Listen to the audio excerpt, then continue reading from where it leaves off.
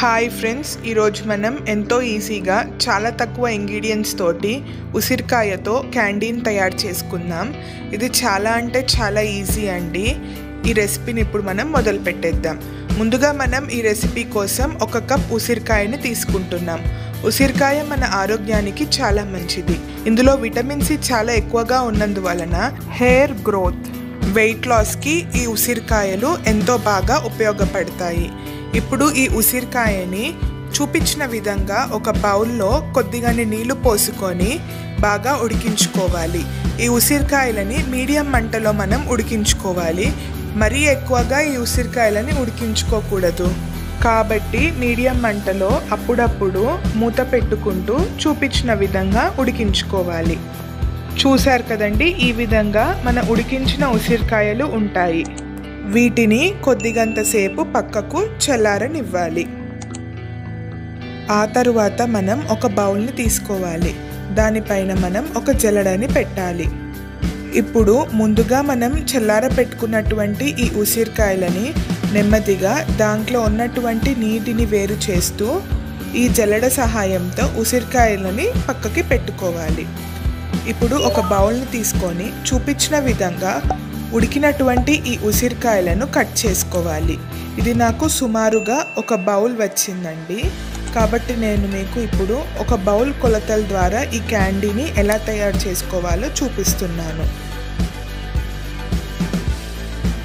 చూశారు కదండి, ఈ విధంగా నేను అన్ని ఉసిరికాయలను కట్ చేసుకున్నాను. ఇప్పుడు నేను ఈ ఉసిరికాయలన్నిటినీ ఒక బౌల్లోకి వేసుకుంటున్నాను. ఆ తర్వాత దీన్ని చూపించిన విధంగా సమానంగా ఇరువైపులా స్ప్రెడ్ చేసుకోవాలి. ఇప్పుడు ఈవెన్గా స్ప్రెడ్ చేసుకున్నటువంటి ఈ ఉసిరికాయలలో 1 కప్ పంచదారని వేసుకోవాలి. ఆ తరువాత ఈ పంచదారని కూడా ఈవెన్గా మనం స్ప్రెడ్ చేయాలి. ఆ తరువాత ఈ మిశ్రమం పైన మూత పెట్టాలి. ఈ పంచదార అంతా నీళ్ళులాగా మారిపోతుంది. ఉసిరికాయలకంతా ఈ పంచదార బాగా పడుతుంది. ఇలా 1 రోజు వరకు మనం ఉంచాలి. 1 రోజు తర్వాత మూత తీసి చూస్తే చూపించిన విధంగా ఉంటుంది. చూశారు కదండి, 1 రోజు తర్వాత ఈ విధంగా ఉంటుంది. ఇప్పుడు మనం ఒక బౌల్ని తీసుకోవాలి. దానిపైన జల్లెడని పెట్టాలి.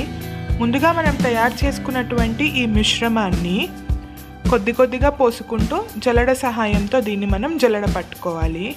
ఆ తర్వాత ఒక ప్లేట్ని పెట్టుకొని జల్లెడ పట్టుకున్నటువంటి ఈ మిశ్రమాన్ని చూపించిన విధంగా కొద్దిగా దూరంతో ఎండకి పెట్టుకోవాలి.